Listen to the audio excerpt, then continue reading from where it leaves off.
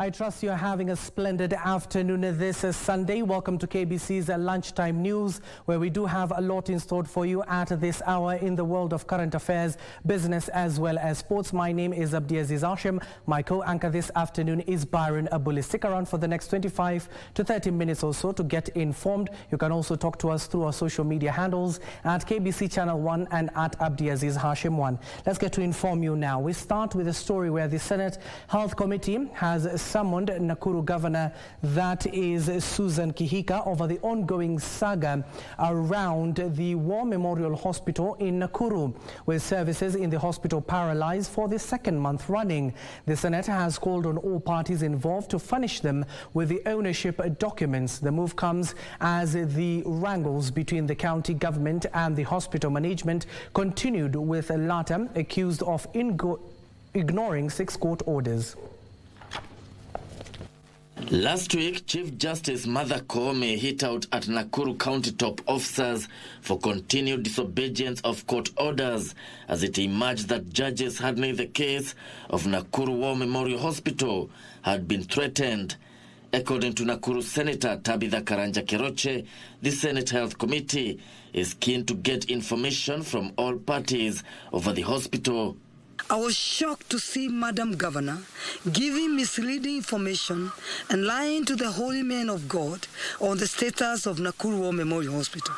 The body language and the several blinks from your eyes could tell you are struggling to make up a story to cover the truth.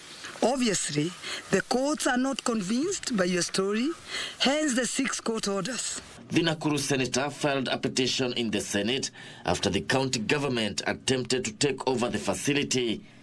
According to the senator, over 300 workers have so far lost their jobs due to the wrangles. Are you doing justice when you refused to obey 6 court orders? Are you doing justice when over 300 healthcare workers are rendered jobless? Are you doing justice when thousands of patients from Nakuru County are seeking medication attention across the country? The hospital, in existence for over 100 years, is at the center of a court battle over a 25-acre parcel of land. The ownership battle has deepened existing political differences between Governor Susan Kihika and Nakuru MPs. Saying now we are demanding the hospital to be opened, and as tomorrow. It's not opened. The frustrations now with the people, I'm sorry to tell the governor, I think they've reached the peak now. Meaning now, they'll apply the Article 1 of the Constitution, which is the power belongs to the people. Last week, a group of men raided the hospital's mortuary and stole a body that had been held in the facility over a debt. Gishoke Washira, Lunchtime News. And in other news, Narok Senator Ledama Olekina has challenged elders within communities in the North Rift to hold in-depth peace talks following rampant insecurity in the region. Olekina noted that the incessant bandit attacks in the region, saying that elders from communities ought to lead peace talks. He was speaking in Kabarak, Nakuru County, during a traditional pre-wedding ceremony for the daughter of former Independent Electoral and Boundaries Commission IBC Commissioner, that is Thomas Letangule. Other leaders present called on the national government to enhance the security operations in the region to end the menace. 8 people have been killed and 5 schools closed since the beginning of the year.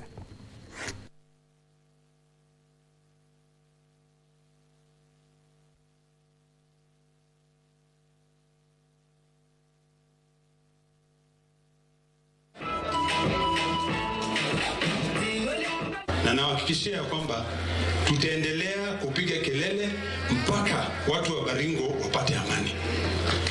Watu wa Baringo, ile shida mko naye hapa ni ile shida tuko naye kule Narok. Kule Narok, Transmara, jana watu 2 waliuawa because of insecurity. Lazima serikali iangalie ni jambo ile ambayo itafanyika. Si kusema tu tutafanya.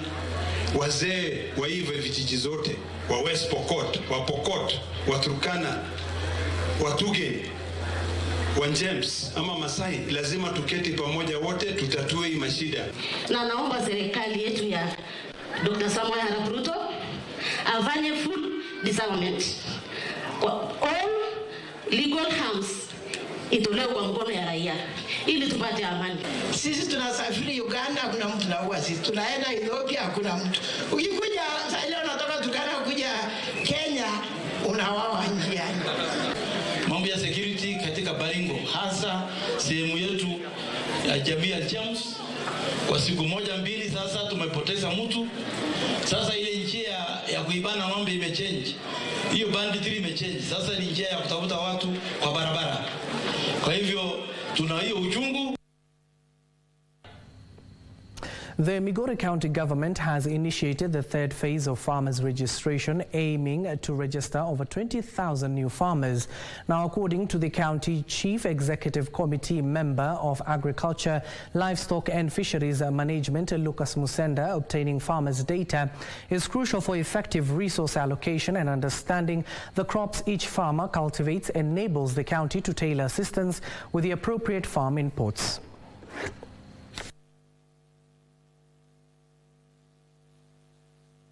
This is the third phase of farmer registration in Migori County. This comes in the backdrop of a number of complaints that we are receiving within the county of many farmers who are not registered and have not had an opportunity to get their e-vouchers so that they can benefit from the government subsidized fertilizer program. In the last registration, we were not able to meet the number of farmers that we expected. We were able to register 64,000 households. We are hoping that within the next 2 or 3 weeks, we should be able to push that number to way above 100,000 households. Mimi ni beneficiary wa hii mbolea juu inatusaidia. Pale mbele tulikuwa kama tunanunua mbolea karibu 7,000 na hiyo inakuwa bei ghali kwa wakulima kama sisi wanaoanzisha. Still on the agricultural front, a livestock restocking program funded by the European Union under the Building Drought Resilience in Isiolo County has been hailed as a success 1 year in. Now, County Livestock Production Officer Dixon Chaulo says the initiative has greatly impacted the lives of the community by ensuring the availability of milk that has consequently addressed the challenge of malnutrition, especially among children below the age of 5. Kwa bahati mzuri hata kuna zile zililetwa tayari ikiwa zimepata mimba. Wameweza kulea hizi ngamia vizuri. Karibu wote sasa wako na mimba, na ni baadhi za kikundi ambazo zimefaulu sana katika mambo ya ufugaji wa ngamia katika kaunti ya Isiolo. Tunahimiza community wa Isiolo walee ngamia because hii ngamia ndio iko na uwezo wa kuvumilia jelali. Mara kwa mara tunasumbuliwa na jelali, na jelali ikikuja tunapoteza wanyama wengine kwa wingi kama ng'ombe na kondoo. Lakini tumeona kupitia kwa experience ngamia hata kiangazi kikuja namna gani wataendelea kuishi, na pia wako na uwezo wa kutoa maziwa wakati huo wote. Tukunyi turungi ile tulikuwa tunakunya tu hiyo maziwa tunaweka kwa chai hiyo sasa ya mbuzi. Tunasema ni asante. Sisi ya watoto imekuwa hata sawa, sio vile tulikuwa tunakaa hivyo. Sasa tunaona tunaenda kuendelea. Now to some unfortunate news where one person is feared dead in an escalated inter-clan disagreements over land issues in Transmara West Narrow County. And Ocean Sub-County Police Commander Jamlek Ngaruya is now calling for a peace meeting in the area to restore peace that has been elusive for decades.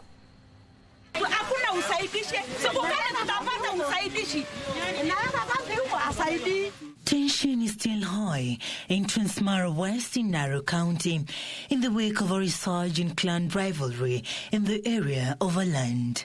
In the latest incident, firearms have been used in the conflict, resulting in multiple casualties and alleged deaths. If they don't report their incidences formally or officially,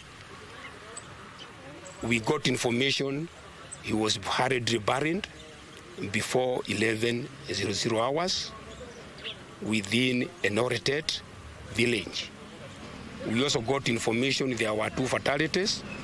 They have not been officially reported, but we are still gathering information to get the truth of the matter.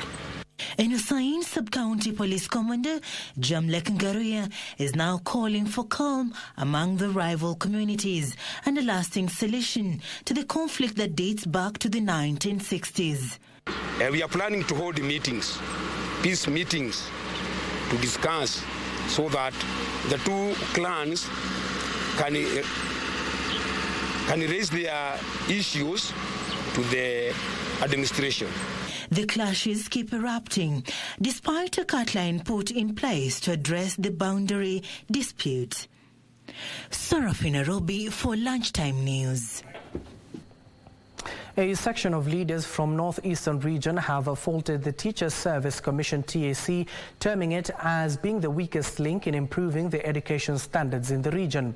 Speaking in Bura East, the leaders led by Fafi Member of Parliament, that is Salah Yaqub, Abdikadir Hussein of Lagdera, Aden Daoud of Wajir East and Abdul Haro of Mandera South said while they are doing their level best to address education challenges in their regions, the teachers' employer has been a stumbling block. They accused the TAC of, among other things, failure to act on recommendations of the Presidential Working Party on education reforms.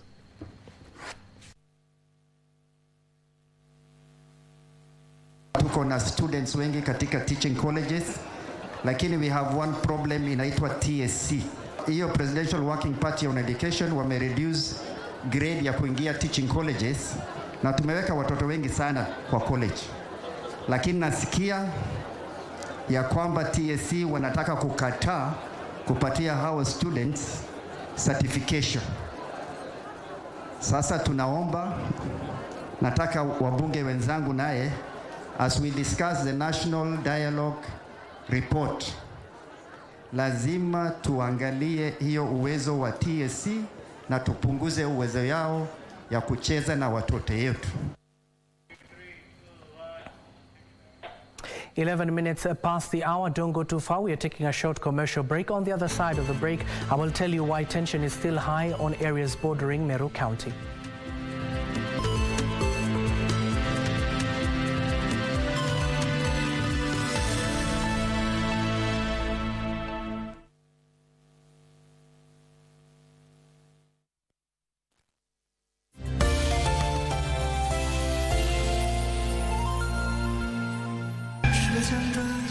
你到底想要我感觉什么？我就一棵树嘛，借你对不起呀，就是树。里边下的紧急任务。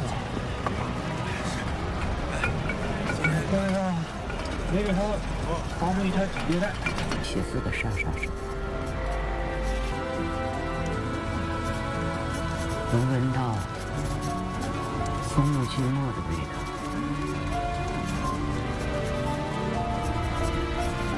我最近啊老使那个油锯，手都有点不听使唤了。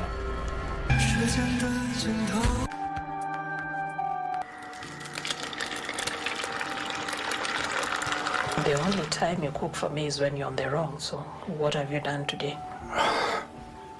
Hana peace kwa hiyo bedroom yenyu. Sasa hiyo nini unaniambia mbele ya mtoto? Jeni si mtoto. Mnajua mimi naweza chukua virago zangu zote niende.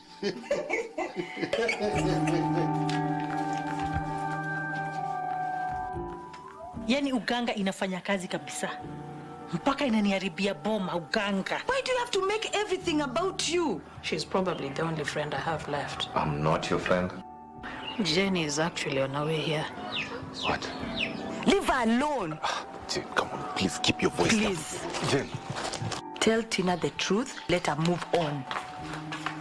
Move on from what?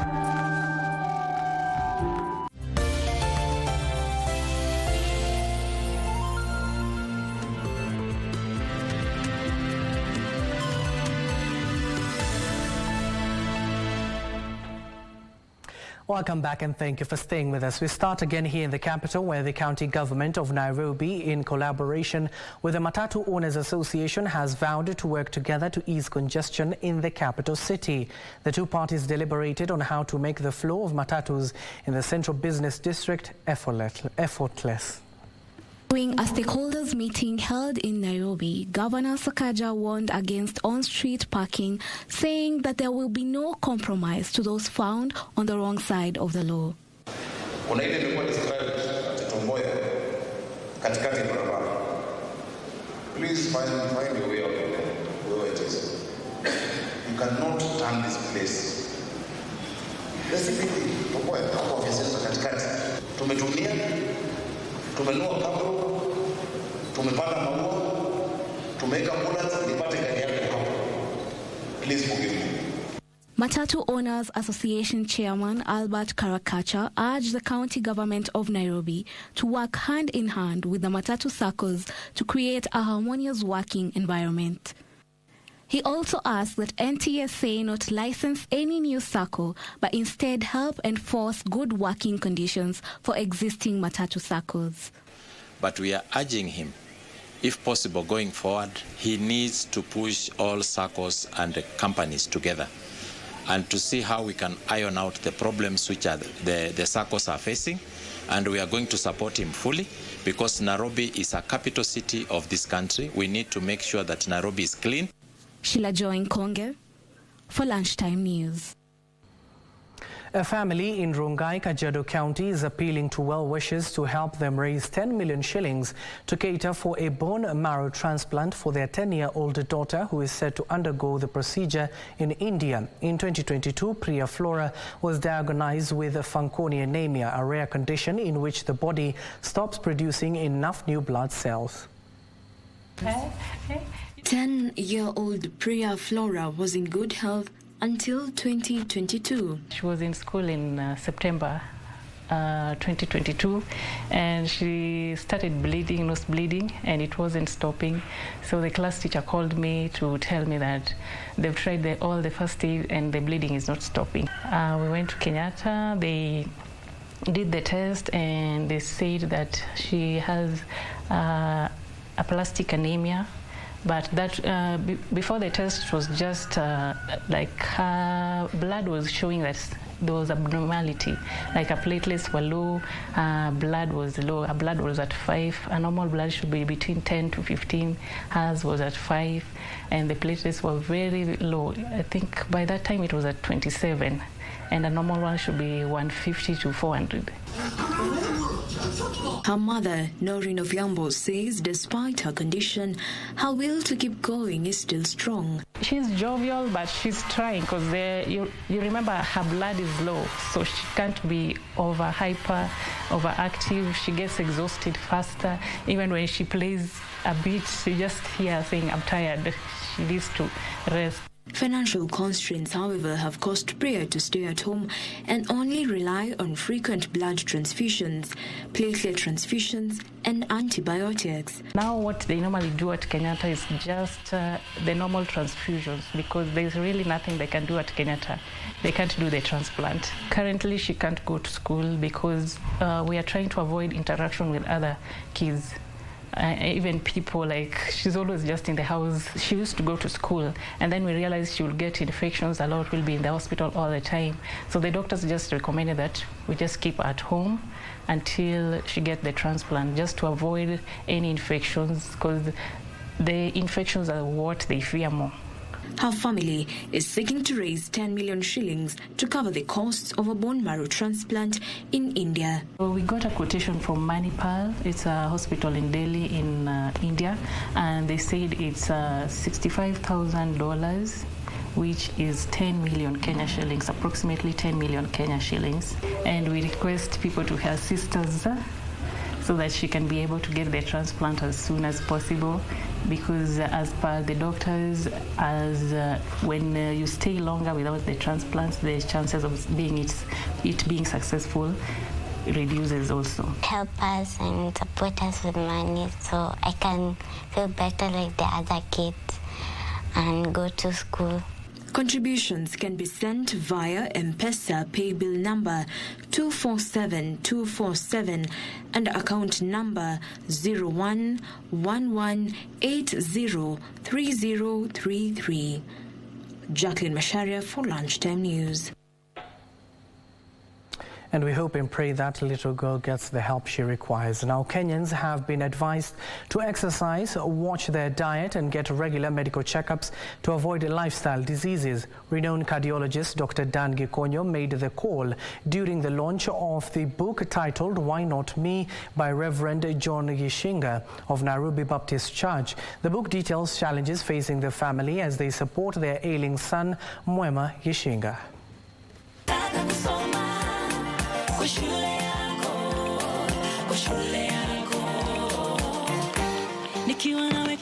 The time Mwema was through all this, he had lost his sight, not at once. He had lost his both kidneys, and he had to use walkers. Please get checkups. Get checkups. There will be illnesses that will come to us from the blue, but there will be other illnesses that will come because we ignored them and we didn't take much attention to them. So get a checkup. Get your blood pressure, get your blood sugar, get your check for cancer, because some of those things noticed early will not take you away. But if you leave them too long and they don't, you let them inere, they will take a toll on you. And in other news, Meru members of parliament from the areas bordering Isiolo County have expressed their dissatisfaction with the insecurity witnessed in the area, claiming that cattle rustling has become a menace in their constituencies. Now speaking in Mikinduri during a fundraiser for a women's group, the Meru MPs led by Tigania East Member of Parliament Mpuru Aburi and Tigania West Member of Parliament John Mutunga accused a section of police officers working in the constituencies of abetting cattle rustling. Now they called on the Interior CS Kithure Kindiki to combat the menace that is costing the residents their livelihood. National Assembly Speaker Moses Wetangula said security should be assured to all Kenyans. Na wale majambaza ambao wanahangaisha wananchi, they belong to committee prison. Na hivyo ndivyo itakuwa. We are not going to have any compromise in the war against criminals who harass people in our country. Kuna wakubwa hata wa serikali, wa askari, sio serikali, polisi. Wakubwa wa polisi wanakuja badala ya kusaidia kufuata wale ng'ombe, wanakuja kupanga mikutano. Wanajua ng'ombe wanaendelea kutembea, lakini wako mkutano masaa 5. Siku yake wanaanza, kwa wengine wanaanza mkutano ingine. Sasa ulikuja mkutano ama ulikuja kufuata ng'ombe?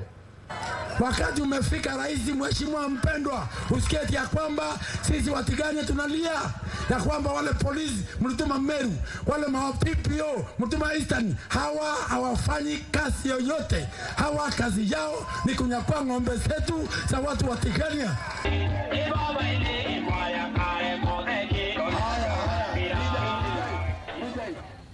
And now finally, let's get sporty. The 56th edition of the Magical Kenya Open will conclude this afternoon at the Muthaiga Golf Club after 4 days of stiff competition, which brought together 144 professional golfers from 25 countries. Magical Kenya Open is the only DP World Tour series being held in East Africa, with the winners set to pocket 59.5 million shillings, while the first runners-up will walk away with 38.5 million shillings. Entered 9 professional golfers, but unlike last year's Magical Kenya Open, where one player progressed to the 4th round, none made to the cut to play in the final round today. All Kenyans and East Africans will rally behind Ronald Rugumayo of Uganda, who was the first Ugandan to make the cut and the only East African remaining. There's a whole economy of people who have come together, who are doing something. There are very many people who are going to earn a livelihood from these 4 days of this tournament. And beyond that, it's an opportunity that we have to take Kenya and take Kenya to the world, from a sports tourism perspective. Performance of Kenyans in the last year's championships leaves a lot to be desired, with the need of having more robust golf talent development programs through public-private partnership to enhance Kenya's performance in the future. If you think about the size and what our partnership with Kenya Open has meant to this tournament, we are really proud about it. And when you think about the role that we want to play in sports in this country is exactly like this. So we want to come into budding sports and budding, sporting events and tournaments and work with those organizers to grow them to the stature that we have achieved with the Magical Kenya Open. Magical Kenya Open is the only DP World Tour series being held in East Africa, with today's winner set to pocket 59.5 million Kenya shillings, while the first runners-up will pocket 38.5 million Kenya shillings. Now to Europe, where Arsenal underlined their Premier League title credentials as they recorded their 6th consecutive win with a dominant 4-1 victory over Newcastle. Meanwhile, Manchester City moved a point behind Premier League leaders Liverpool with a hard-fought 1-0 victory over Bournemouth at the Vitality Stadium. Is it over the line? It is! Arsenal have the lead! Well, it was Gabriel. Martinelli just about keeping that in, pulling it back, and there's the second goal. It's Kai Havertz with it. Havertz finds Saka. Still going. Saka with the shot. Saka finds the corner. Again, it's close to the near post. And all the way in. Jakub Kiwior is claiming it. Thing to do here now, though, because Newcastle are going forward. It's a decent ball in as well, and the header beats the despairing dive of David Raya. Now, the reason why I'm smiling is that conspicuously Manchester United fell off and they were beaten by Fulham 2-1 at the Old Trafford Stadium. That is currently missing in that story. I thought I should inform you on that. Now, Harry Kane says Bayern Munich will never give up after England captain scored a stoppage time winner against RB Leipzig to get the German Giants back to winning ways. In the Spanish La Liga, Barcelona thrashed Getafe 4-0 to move up to second in the logs, while Almeria were held to a 2-2 draw by Atletico Madrid. Well, not forgetting that all the leagues are continuing this Sunday, from La Liga, EPL, Serie A and League One. That marks the end of our bulletin this lovely afternoon. My name is Abdi Aziz Ashim. My co-anchor is Byron Abuli. Enjoy the rest of your viewing and good afternoon.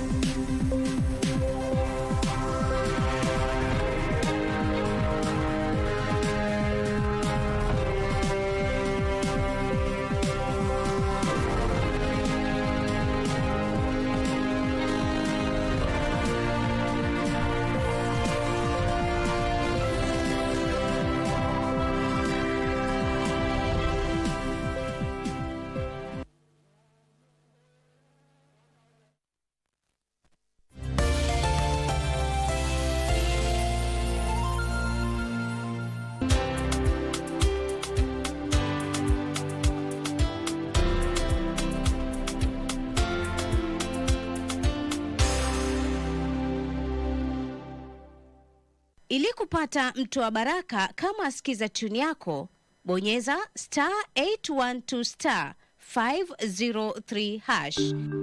Wewe, ni kwa nini unafurahia vipaji ili asiye anayetoa? Kwa nini unapenda baraka, humpendi mtoa baraka? Nauliza, ni kwa nini unapenda mchuzi wa papa ila papa mwenyewe humtaki?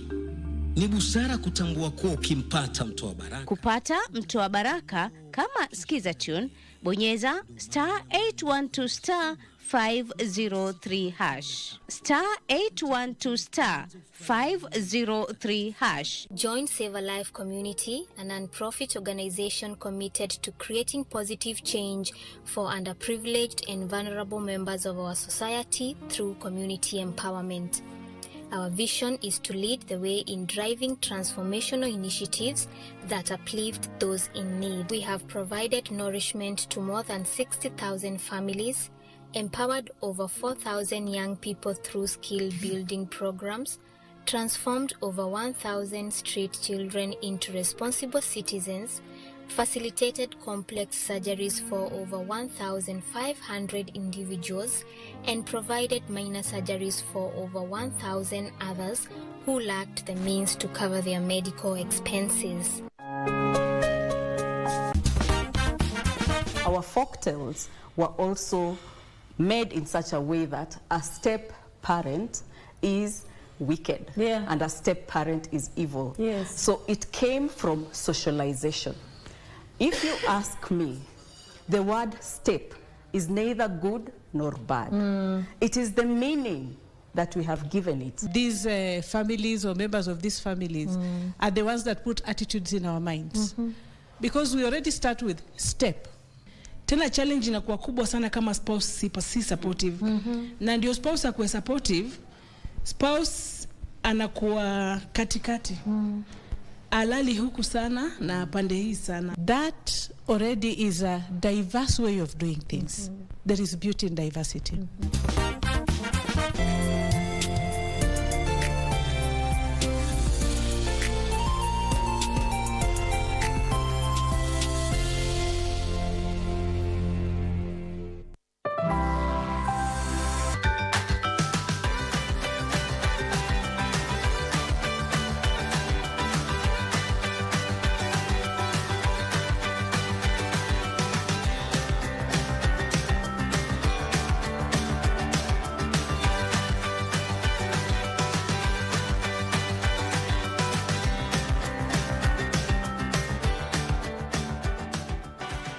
Naam, barabara kabisa mtazamaji. Ni shule ambayo iliasisiwa mnamo mwaka wa 1903. Hadi tunapozungumza ni shule ambayo ina miaka 121. Ni shule ambayo mtazamaji iko katika mazingira tulivu na mazuri. Katika pita zangu nimewahi kuona mti ambao ulipandwa na rais wa pili wa Jamhuri ya Kenya hayati Daniel Toroitich Arap Moi mnamo mwaka wa 1985, mwaka ambao hata nilikuwa sijatoka tumboni mwa mamangu, kumaanisha kwamba hata mti umenizidi kiumri. Ni shule ambayo ilikuwa kutokana na wamishonari wazungu waliokuja hapa miaka hiyo wakiongozwa na mwanaikolojia maarufu ambaye tulimsoma katika somo la historia, Daktari Louis Leakey. Shule yenyewe ni Meru Leakey Girls Secondary School hapa katika kaunti ya Kiambu, gatuzi dogo la Kabete. Ni mengi mtazamaji ambao tumekuandalia kutoka historia ya shule hii. Ni shule ambayo wengi wanaifahamu, imekuwa ikifanya vyema katika mitihani ya kitaifa, si shule ya kuchezea. Ni shule ambayo inatoa wahandisi, wanahabari, madaktari na hata vile pia wana uchumi. Karibu sana mtazamaji kwenye kipindi Sanaa ya Kiswahili kupitia runinga yako unayoenzi ya KBC Channel 1 kutoka shule ya Meru Leakey Girls High School hapa Kabete. Jina langu naitwa Rashid Mkondo Makinika. Asante sana mpenzi mtazamaji. Kumbuka Mswahili anakuambia mgeni njoo mwenyeji apone. Tumeshuka na kutua katika kaunti ya Kiambu. Hapa ndipo walipo mabinti ukipenda magashi wa Meru Leakey.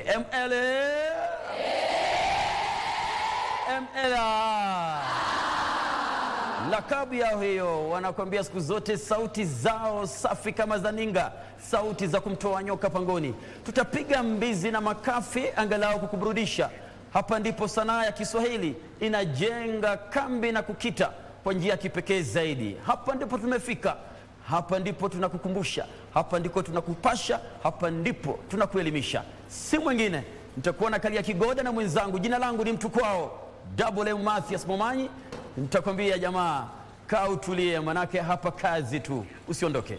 Barabara kabisa. Ile kipindi mtazamaji ambapo kina sehemu mbalimbali, na sehemu yetu ya kwanza kama kawaida huwa ni kipaji changu. Lakini kabla kujikita kwenye kipaji changu, labda nimpishe tena kwa sekunde kadhaa mwenzangu Mathias Momanyi atujuze safari hii tumesafiri na majaji au mahakimu kina nani?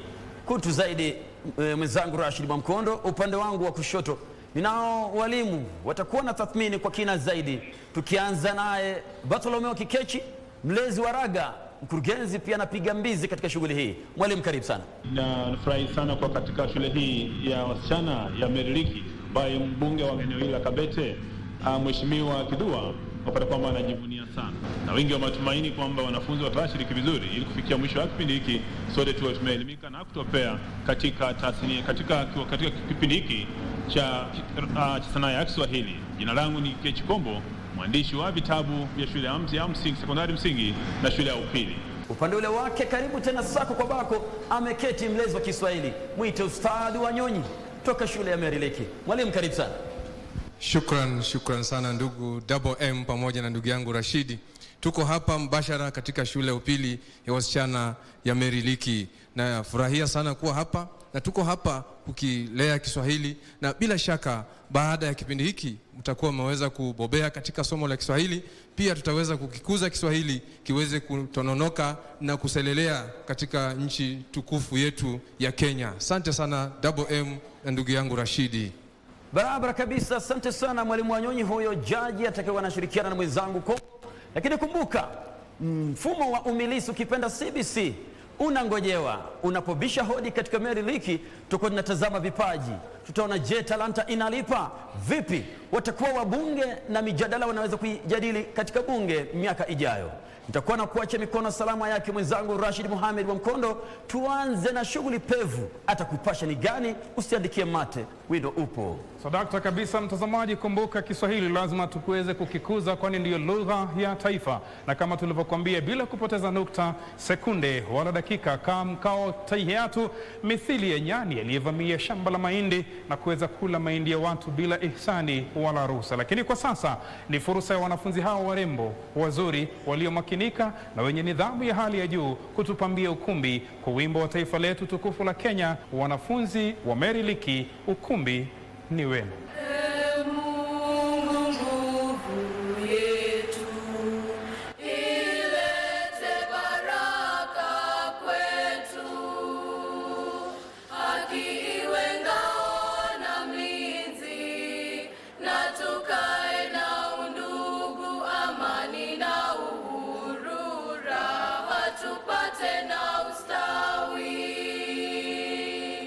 Popote ulipo mtazamaji, hii ni sehemu yetu ya kwanza ya sanaa ya Kiswahili, kipaji changu. Hapa ndipo pale ambapo tunapiga mbizi hadi chini ya bahari kuu, tukitafuta vipaji mbalimbali, si kwa utangazaji, si kwa uchoraji, wala kwa ulumbi na ughani wa mashairi. Lakini kwa sasa mtazamaji, niwakaribishe kundi maalum la shule ya Meru kwa shairi tamu zaidi. Wanafunzi, sakafu ni yenu.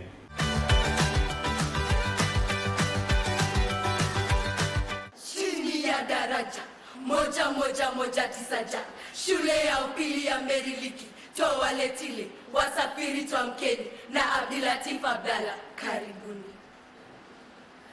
Bado safari ni ndefu, wasafiri tusichoke na tusiwe madhaifu, twendeni hadi tufike, nyoyo zisiwe na hofu, wenye nazo ziwatoke. Huu ndio mwanzo wake, siwo mwisho wa safari. Ni nderemo na bashasha ya tamasha tuliopasha, presha imekwisha, ni kichapo kingine cha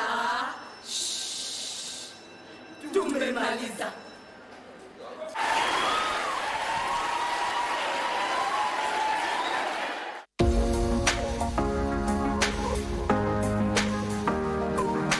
Nilikuwa natafuta rafiki atakaye kuwa wa kudumu, nilikuwa nimekosa tumaini, kwani